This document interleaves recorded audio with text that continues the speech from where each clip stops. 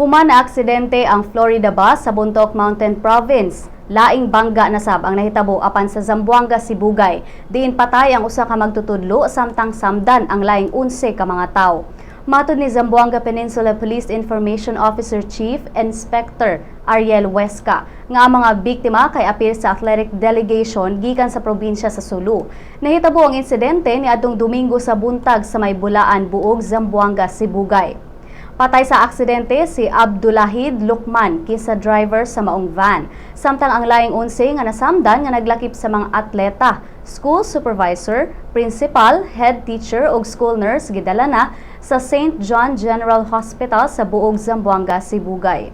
Nagkaniyon si Huesca nga nawad-an og kontrol sa van ang driver hinungdan nga nataga kini samtang niliko sa lungsod sa Buog.